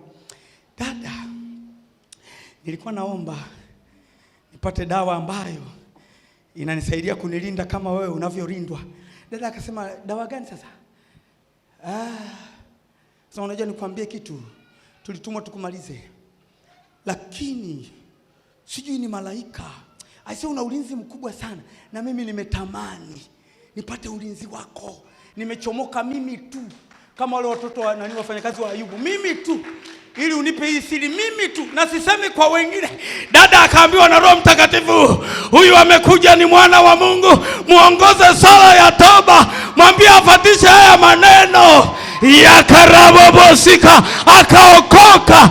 huyo dada akaipata siri kwamba tunalindwa na malaika. Malaika wa Bwana wanafanya kituo ndani ya majumba yetu, ndani ya ofisi zetu. Hakuna sababu za kuomba kujihami. Ulinzi wetu ni asili ya Mungu mwenyewe. Kaa utulie, endelea maombi. Huo moto usizimike. Hata kama unaona kuna vitu haviendi, endelea kuchochea, endelea kuomba. Na kuambia siku si nyingi, hata majirani zako watasema, huyu baba, huyu mama, huyu kijana ana Mungu aliye hai, ana Mungu aliye hai. Simama kwa miguu yako miwili. Asili ya Mungu, na wewe ni asili ya Mungu. Mwana anafanana na baba yake. Paulo anasema mtu asinitabishe, maana nina chapa za Kristo. Hata kama unatuona tumechelewa, hata kama unatuona tuwajinga, sikiliza nikwambie, aliye ndani yetu ni mfanya miujiza, kufumba na kufumbua. Kuna baraka za supply Bwana anaziachilia. Watashangaa, umepataje hii? Hichi kimefanyikaje? Mwambie huyu ambaye mnamkataa siku zote, mnakimbilia mafuta, mnakimbilia chumvi, huyu mnaomwona kachelewa, amenifanyia haya. Sio mwingine, ni Yesu wa Nazareti aliye hai.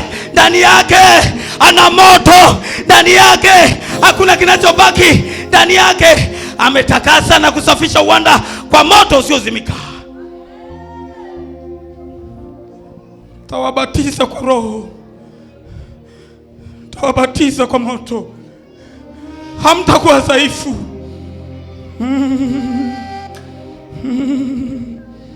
Hakuna sababu za kuonewa. Mwambie Mungu, achilia moto wako ili niishi kwa amani, niishi maisha ya ushindi. Ninahitaji moto wako. Nibatize Yesu leo. Nimekuwa wa baridi, nimekuwa wa uvuguvugu. Nibatize Yesu, nitembee kwa uhuru. Hata wale ninaogopa wachawi, wenyewe ndio waniogope wao. Sio mimi ni waogope, ila ni wewe wa kuogope ambaye uko ndani yangu.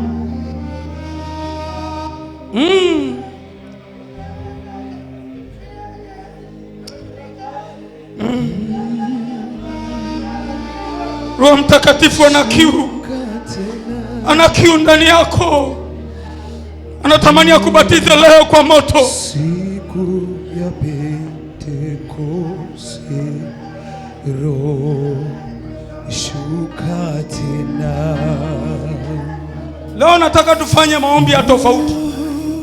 Shuka tena. Paulo anamwambia Timotheo, chochea. Nataka ujichochee mwenyewe, ujilipue mwenyewe. Orabosaka. Naiona nguvu ya moto hapa.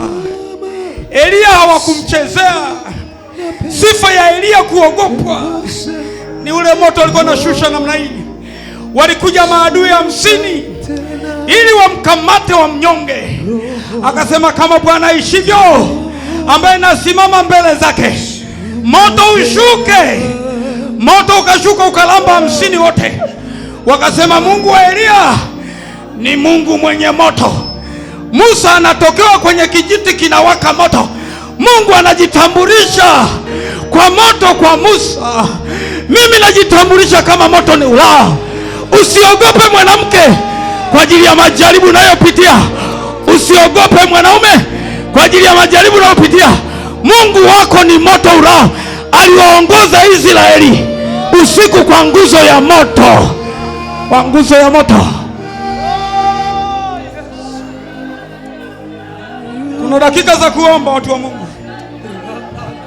Wenzetu walijazwa Roho Mtakatifu wote, wakanena kwa lugha wote, na ndimi za moto zilimkalia kila mmoja. Ombi langu, ndimi za moto zimkalia kila mmoja mahali hapa. Kila mmoja akaliwe na ndimi za moto, kila mmoja. Roho Mtakatifu, wabatiza watu hawa leo. Ndimi za moto ziwe juu yao. Orobosaka ikabosa. Nguvu ya Roho Mtakatifu ni kama upepo unaokuja kwa kasi. Naona maisha yako shetani anayaachia kwa huu moto wa leo. maadui waliokuwa karibu na wewe watapisha miujiza yako. Kalabosaka. Roho Mtakatifu pita. Roho Mtakatifu wakalia hawa. Wanataka wawe miali ya moto leo. Moto uwashe Yesu ndani ya mioyo ya watu wako leo. Wasiwe wa baridi wala wasiwe wa uvuguvugu. Ninaomba wawe wa moto leo. Pokea moto Roho Mtakatifu. Pokea moto Roho Mtakatifu. Pokea moto Roho Mtakatifu. Pokea moto Roho Mtakatifu. Warabosaka. Mwenye kiu atasema napokea. Mwenye hamu atasema napokea. Oh! Mwenye kutamani atasema napokea. Napokea. Napokea. Pokea. Pokea. Ndimi za moto. Ndimi za moto. Ndimi za moto. Ndimi za moto. Ziwe juu yako. Asante Roho Mtakatifu. Naona umewakalia baadhi ya watu hapa. Naona moto umewakalia hapa.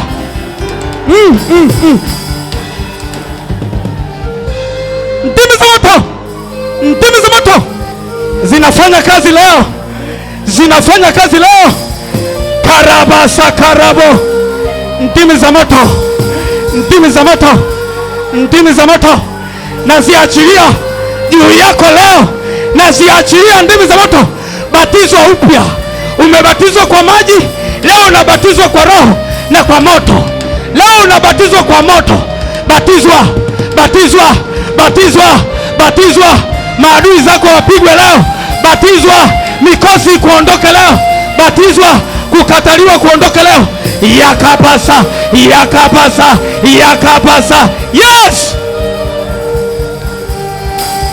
Magonjwa yanaondoka kwenye moto. Kukataliwa kunachomoka. Kupigwa vita kunaisha. Naona ndimi za moto ziko juu yako. Zimekukalia, omba. Karabosaka. Nataka niombe na watu wachache tu. Nataka niombe na watu wachache tu ambao umefika mahali wamekwama. Mungu ni moto ulao. Anaenda kuzikata hizo kamba zilizokufunga kibiashara, kindoa.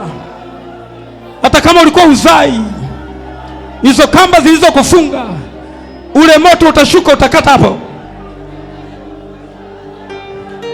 Torobo saka. Nataka niombe na watu hawa wapite hapa mbele. Wakati wengine tunaomba. Ya karabo saka. Naziona nguvu si za kawaida leo. Yakobo akasema mahali hapa pana Mungu na panatisha, mimi sikujua. Kumbe Mungu yuko hapa kiasi hichi. Kumbe Mungu anajifunuaga kiasi hichi. Yako mabadiliko naenda kuyaona.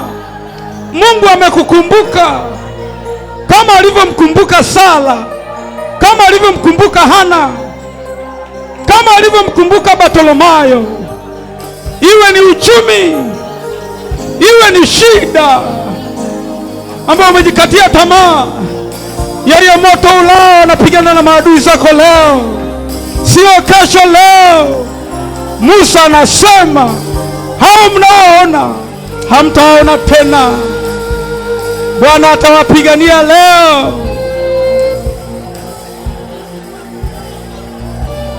Nanyi mtanyamaza kimya. Naliona wingu la Roho Mtakatifu juu yenu.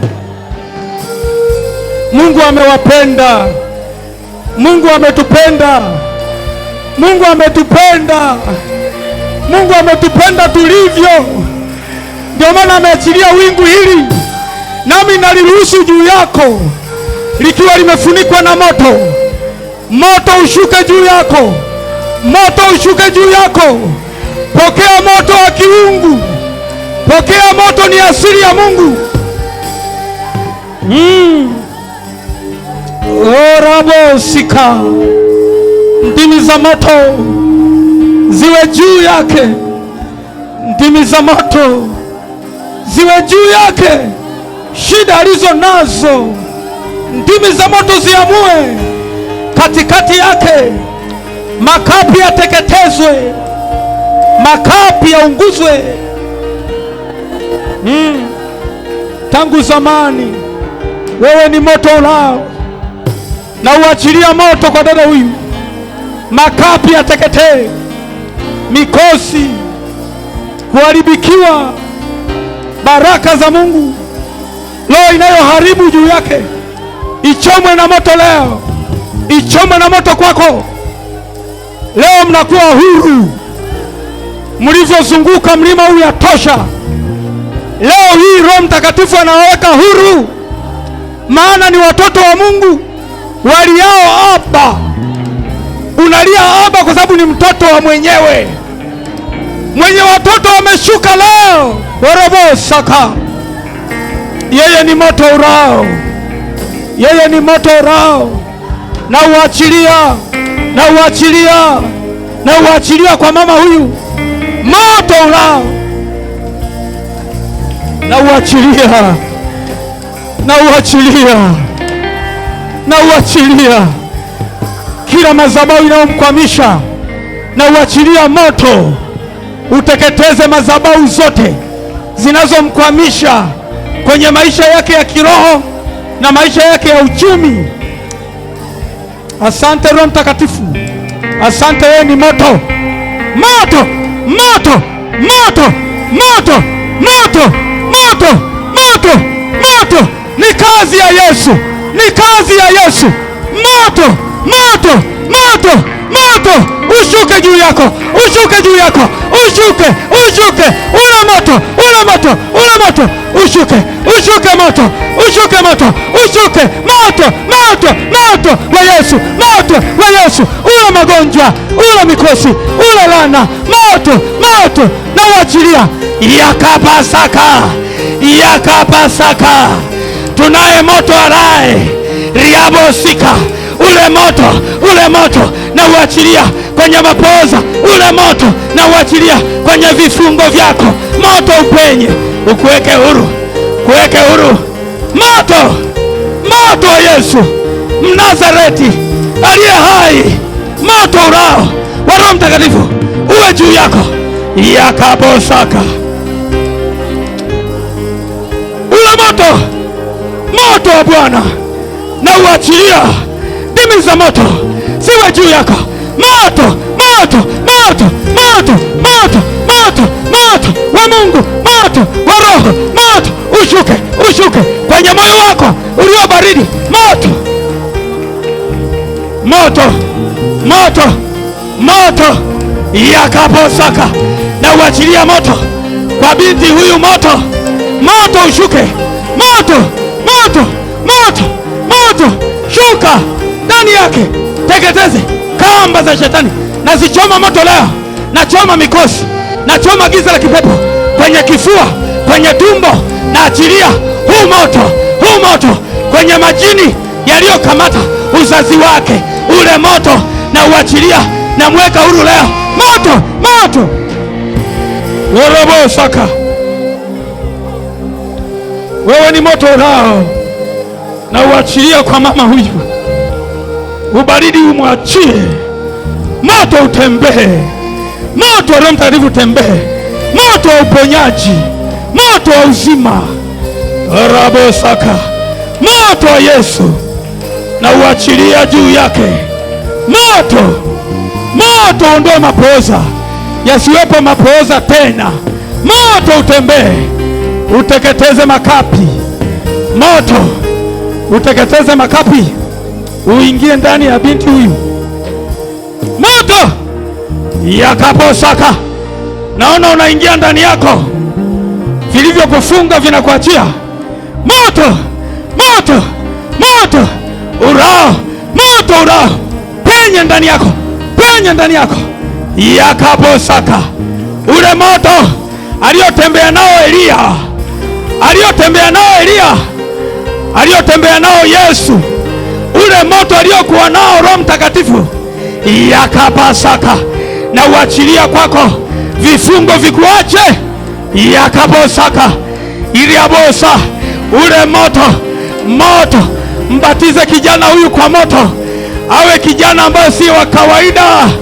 mbingu zifunguke juu yake. Naiona moto hapa, ninauona moto wa Mungu. Moto wa Mungu umeshuka, unamtengeneza kijana huyu kuwa chombo kinachofaa kwa Bwana. Maadui zake wanaenda kupigwa mara 4. riababasaka ikabosa. Yesu, asili yako ni moto, na sisi tumeutaja moto. Tunauachilia watumishi wako moto, kwa watoto wako wapate moto leo, wasiondoke wabaridi, wapate moto, wamshinde shetani na kazi zake, washinde roho ya uadui, washinde upinzani, waushinde ulimwengu kama ulivyosema. Naachilia moto, naachilia moto kwa binti, anakuwa si wa kawaida. Nambatiza kwa moto wa Roho Mtakatifu na kwa moto wa Mungu. Moto ushuke, ukukalie dada, ukukalie, ukubadilishe. Kama Sauli akawa mtu mwingine, na wewe mtu mwingine. Ikaposa karabo, ikaposikapo. Naiona nguvu imeingia hapa kwa nguvu kubwa. Karabosi, karabosi. Mungu anaenda kukuinua. Ninaiona huduma inachomoka kwa nguvu. Hakuna atakayeweza kuzima. Atakayeshughulika nawe atakutana na moto ulao. Wewe ni sababu ya sisi kuwa hai. Wewe ni sababu ya sisi kuishi.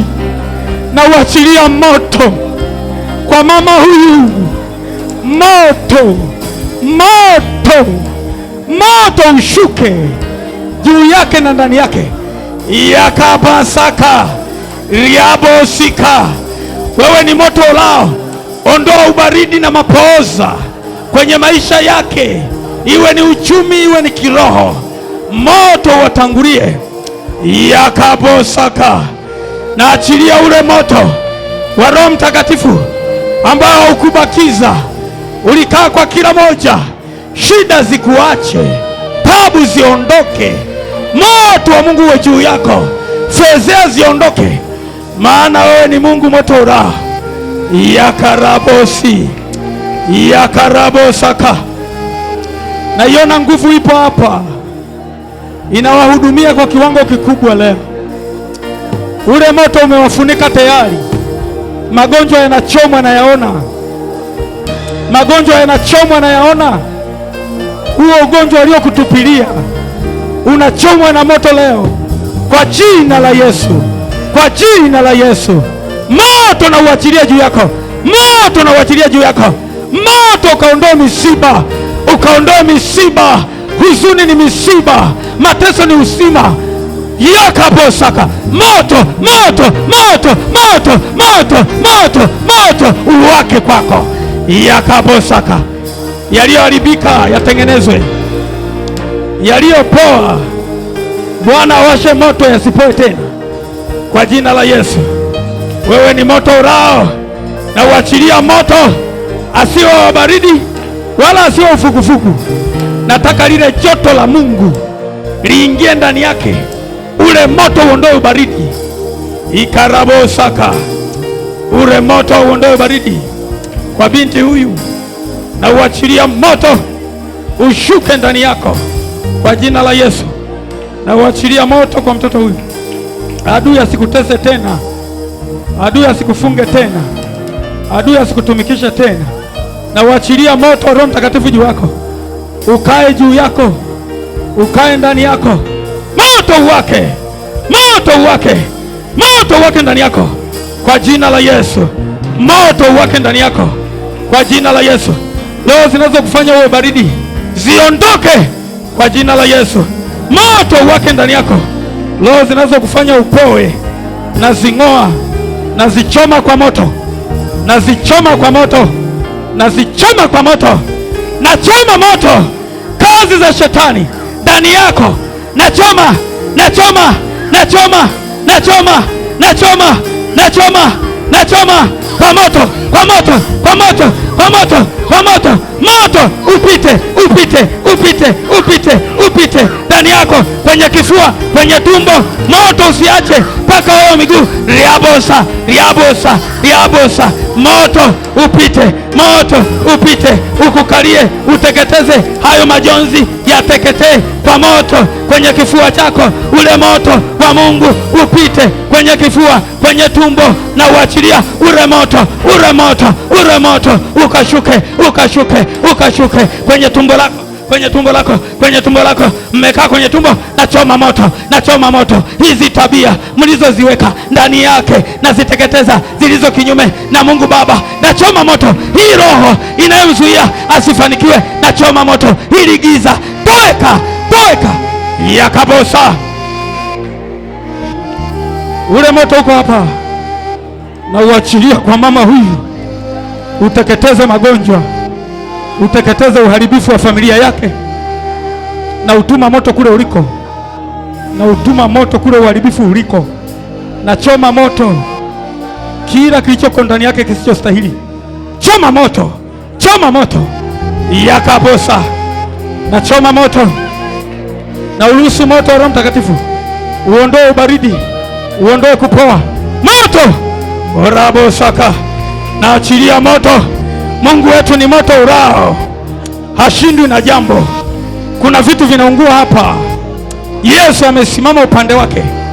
Naona maadui wanachoma moto, maadui wa maisha yake, na wachoma moto leo, na kuchoma moto. Shetani, achia maisha ya dada huyu, umeyafunga kwa muda mrefu. Leo hii mwachie, choma moto kazi zako, choma moto ndani yake, choma moto kwenye kifua. Mmekaa hapo, mmestarehe hapo, na uruhusu moto wa Roho Mtakatifu uchome hichi kiti, choma hichi kiti. Haya, chomeka, chomeka, chomeka, chomeka, chomeka, chomeka hichi kiti leo, sikiachi. Na choma, na choma, mmekiweka ndani yake, na kichoma moto, na kichoma moto, na kichoma moto kwenye tumbo, kwenye tumbo.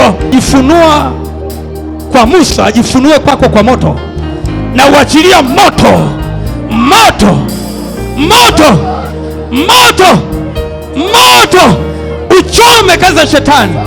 Toka shetani, achia mama huyu. Darabo sikarabo yakabo, tunamimina moto, moto kwenye kifua, kwenye tumbo lake, kwenye tumbo lake linachoma choma. Tunauachilia moto uchome chome vinavyochoma choma, vinavyotoka kwa pepo, tunavichoma leo, tunachoma leo, tunachoma leo, tunachoma leo, tunachoma leo, tunachoma leo kwenye tumbo, kwenye tumbo, hichi kiti cha magonjwa kwenye tumbo. Choma, choma, choma, choma, choma. Robo saka. Yesu yuko hapa, hajaishiwa, yuko hapa. Ule moto ulao bado upo, unakula magonjwa, unakula magonjwa, unakula mikosi, unakula kukataliwa. Toka, achia moyo wake, achia kifua cha binti huyu. Mmekaa bila ruhusa, moto wa Mungu umkalie, awe Yesu sasa aliyekaa. Toka shetani, mwachie binti huyu kwa jina la Yesu. Tunaachilia moto, moto ulao uteketeze magonjwa, uteketeze ubaridi, uteketeze mapooza. Moto wa Mungu upite, moto upite, usibakize pande zote.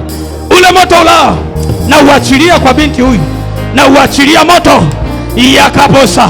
Moto ushuke, moto ushuke kwenye kifua chako binti, moto utelemke kwenye tumbo lako, moto utelemke.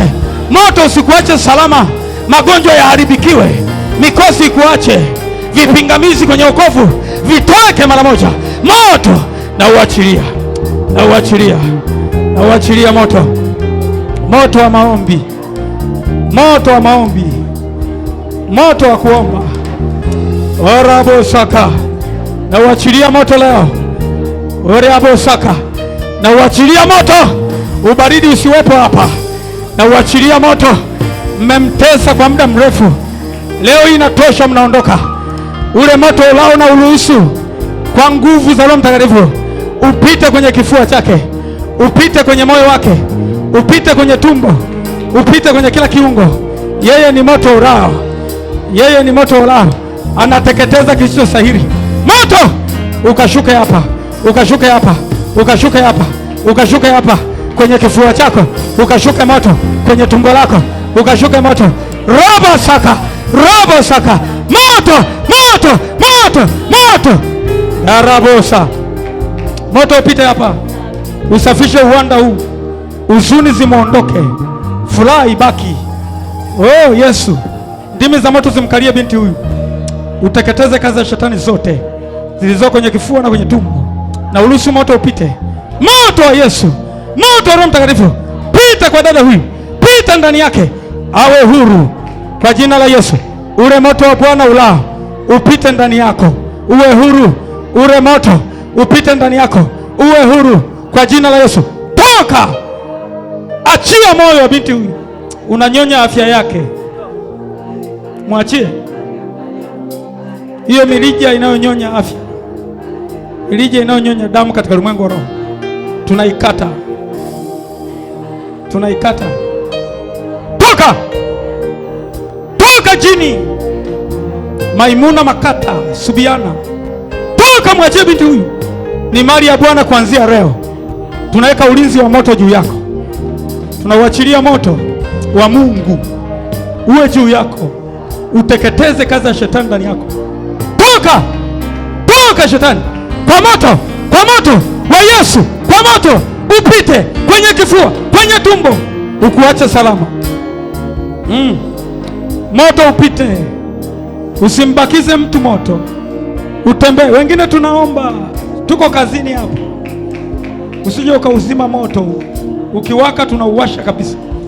Moto upite hapa kwa jina la Yesu. Funguka, roho za shetani zilizokalia toka, mwachie dada huyu. Moto ushuke kwa watoto hao, moto ushuke juu yao, uache salama kwa jina la watoto. Moto urao ndio unaotenda kazi hapa, na uachilia kwa binti huyu.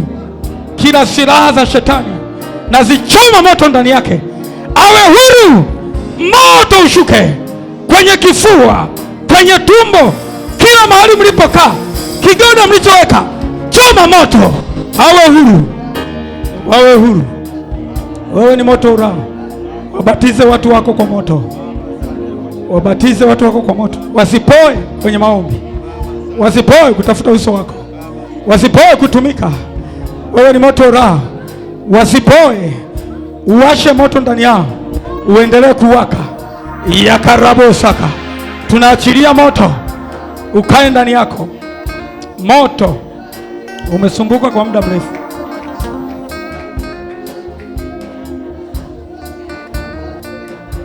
kuna kitu Roho Mtakatifu anakushughulikia hapa.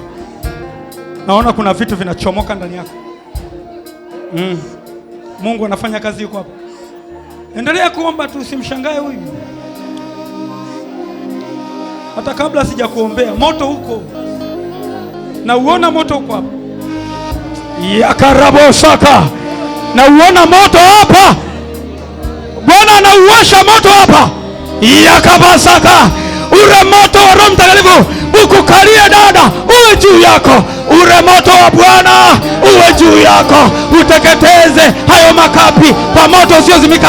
Yakabasa, yakabasa, usiwe mvivu, jazwa roho, jazwa roho, jazwa roho na moto.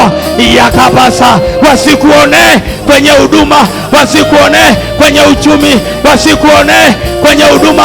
Ule moto uwe juu yako. Yakabasa, yakabasa, ule moto uwe juu yako. Yes. Endelea kuomba hapo. Moto unapita, moto unapita, moto unapita, haukuachi na matatizo yako. Moto unapita, yeye anapita kwenye mapito ya haki. Haya ni mapito ya haki, ya wewe kukombolewa, ya wewe kuweka huru. Mungu anapita na moto wake, na moto wake, na moto wake, na uachilia kwenye tumbo, kwenye kifua.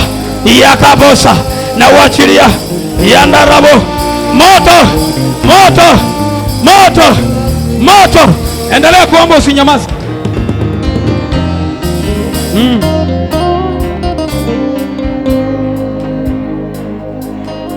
Kwa jina la Yesu, wewe shetani uliomfunga binti huyu asipate kuona nuru ya Kristo, na kuapisha kwa moto, mwachie kuanzia sasa, kuanzia wayo wa miguu mpaka utosini, na uachilia moto upite kwenye kichwa, kwenye kifua, kwenye tumbo. Moto, moto wa Bwana ukukarie, ukuweke huru. Haya majini, piga moto, piga moto ya kuachie, piga moto. Majini ya giza ya kuachie. Tunaachilia moto upite ndani yako, moto ulao upite, ukuweke huru. Toka, achia maisha ya binti huyu, nuru ya Bwana iwe juu yake. Ule moto tunauachilia, ulete joto ndani yake, ulete moto, moto wa maombi. Riabo saka, moto uwe juu yako, moto usipoe, moto uwe juu yako. Magonjwa, uzito, vipingamizi tunavichoma moto, na vichoma moto kwa Roho Mtakatifu.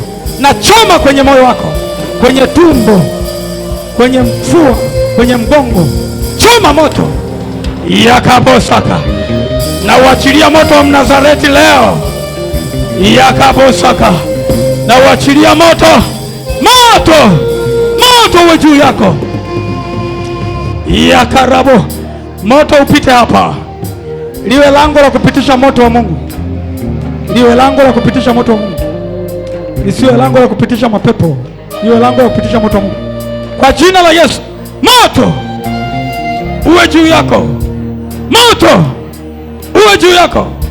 Toka pepo kwenye kifua, kwenye tumbo, tunamweka huru. Yesu uko hapa, Yesu uko hapa. Tunaachilia moto ndani ya maisha yake, kwa watoto wake, kwenye nyumba yake, kila mahali ambapo shetani umejibanza, tunakuchoma moto kwa Roho Mtakatifu. Kwa jina la Yesu tunachoma moto kazi za shetani, tunachoma moto ndani yako. Toka, mwachie binti huyu, mwachie kwenye kifua, mwachie kwenye tumbo, awe huru. Bwana amemweka huru. Kwa jina la Yesu funguka, moto upenye kila maeneo, kila mahali ambapo umekamatwa, uachiliwe kwa moto. Kwa jina la Yesu uachiliwe, iwe ni kwenye uchumi wako, iwe ni kwenye maisha ya kiroho na huduma, uachiliwe kwa jina la Yesu. Uachiliwe kwa moto, iwe ni kwenye huduma yako, kwa jina la Yesu. Iwe kwenye uchumi, iwe kwenye wokovu wako, uachiliwe kwa moto, kwa jina la Yesu. Uachiliwe kwa moto, kwa jina la Yesu. Uachiliwe kwa moto, kwa jina la Yesu. Usipoe, uachiliwe kwa moto.